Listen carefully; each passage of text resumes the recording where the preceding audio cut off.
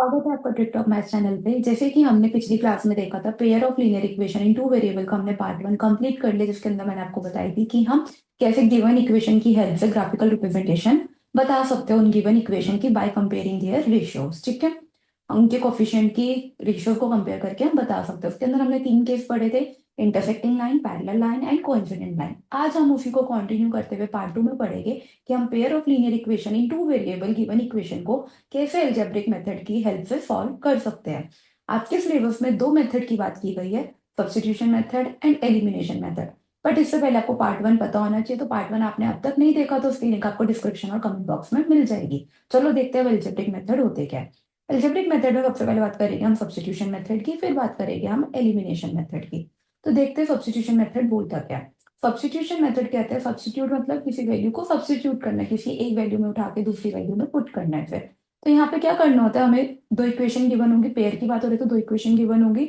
तो हमें किसी भी एक इक्वेशन को क्या करना होगा, एक वेरिएबल में सॉल्व करना होगा। उस वेरिएबल में सॉल्व करके हम दूसरी इक्वेशन में उसकी वैल्यू उस वेरिएबल की पुट कर देंगे। फिर वहां से हमें एक सिंगल वेरिएबल इक्वेशन आएगी, हम उसको सॉल्व करेंगे।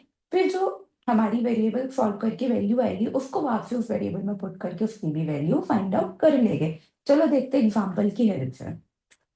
यहाँ पे हमारे पास एग्जाम्पल है, आपको इक्वेशन सॉल्व करनी है सब्स्टिट्यूशन मेथड से। यहाँ पे पास एग्जाम्पल है, ये 7x minus 15y equal to में 2 और x plus 2y equal to में 3।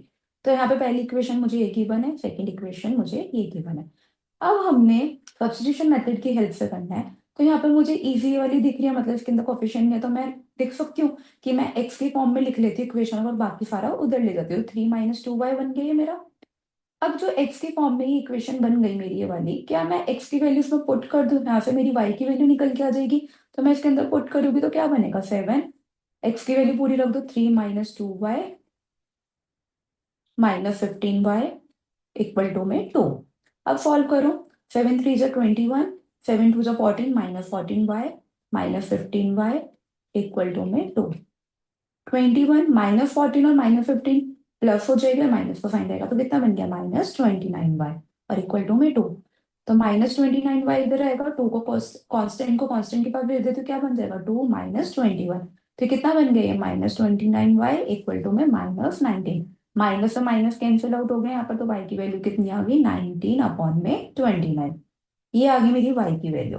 अब क्या मैं इस y की वैल्यू को इसमें पुट कर सकती हूँ, यहाँ पर पुट कर सकती हूँ। तो यहाँ से मेरी x की वैल्यू निकल के आ जाएगी। तो यहाँ पे x इजिकल टू 3 - 2, y की वैल्यू कितनी थी, 19/29। कुछ कैंसिल आउट नहीं हो रहा तो 2 को मेरे को 19 से मल्टीप्लाई करना पड़ेगा, तो क्या बन जाएगा, x 3 इजिकल टू 2 9 जा 18, 2 1 जा 8, 38 बन गया, 38/29। एलसीएम लो, 29 × 3 9 जा 27, 3 2 जा 6 7 8, 87 माइनस 38/29।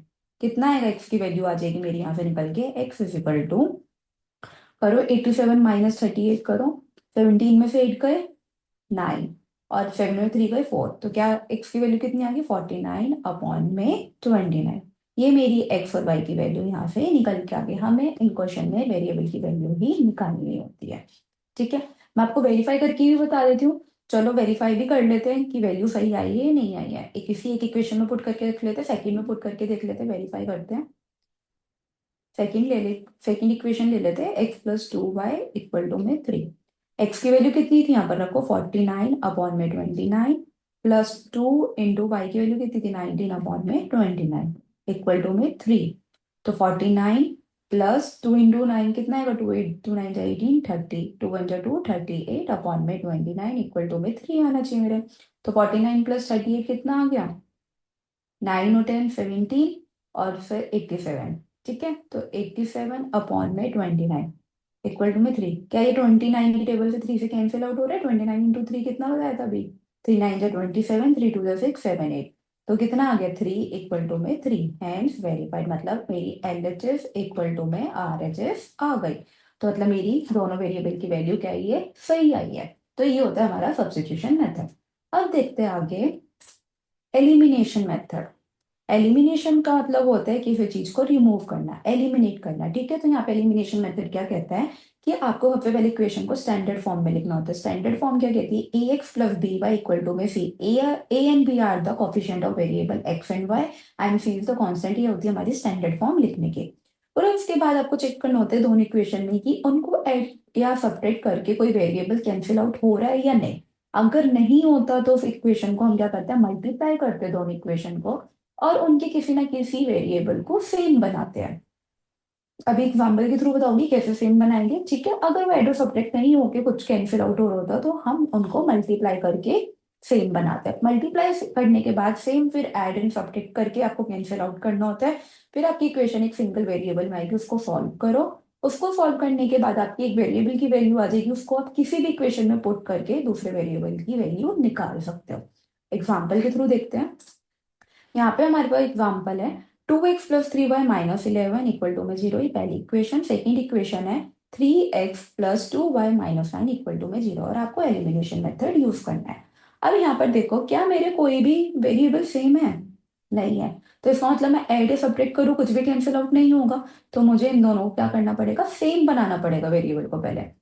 क्या मैं 2 को 3 से मल्टीप्लाई कर सकती हूँ, यहाँ पे 6x बन जाएगा। और क्या यहाँ पर मैं 3 को 2 से मल्टीप्लाई कर सकती हूँ, यहाँ पे मेरा 6x बन जाएगा। तो मतलब मैं बोल सकती हूँ पहली इक्वेशन को मैं क्या कर सकती हूँ, मल्टीप्लाई बाय 3, और नेक्स्ट वाली को मैं क्या कर सकती हूँ, मल्टीप्लाई बाय 2। तो इससे मेरी क्या निकल के आएगी रिजल्टिंग इक्वेशन, 3 से मल्टीप्लाई करूंगी पूरी इक्वेशन को तो मतलब मैं ऐसे लिखूंगी 3 × 2x+3y-11 इक्वल टू में 0। और नेक्स्ट वाली मेरी पूरी 2 से मल्टीप्लाई होगी तो ये बन जाएगी 3x+2y-9 इक्वल टू में 0। अब देखते हैं मल्टीप्लाई करके क्या बन जाएगा, 3 × 2 = 6x +9y-33 इक्वल टू में 0। ये मेरी थर्ड इक्वेशन मान लो। फोर्थ इक्वेशन क्या बन जाएगी, 6x + 4y-18 इक्वल टू में 0। ये मेरी फोर्थ इक्वेशन बन गई। अब आप देख सकते हो इन दोनों में से दोनों कॉमन बन गया, अब कैंसिल आउट हो सकते हैं। मैं सब्ट्रैक्ट कर दूंगी थर्ड को फोर्थ को सब्ट्रैक्ट कर दूंगी, थर्ड वाली इक्वेशन को फोर्थ से सब्ट्रैक्ट कर दूंगी तो क्या हो जाएगा ये मेरा, मैं इसी के नीचे लिख लूं, पेन चेंज कर लेते हैं। अब मैं लिख लेती हूँ 6x, इसी के नीचे लिख लेती हूँ +4y-18 इक्वल टू में 0। हम कर देते हैं इस इक्वेशन को माइनस, तो साइन हमारे सारे चेंज हो जाते हैं, ये प्लस बन जाएगा इक्वल टू में 0।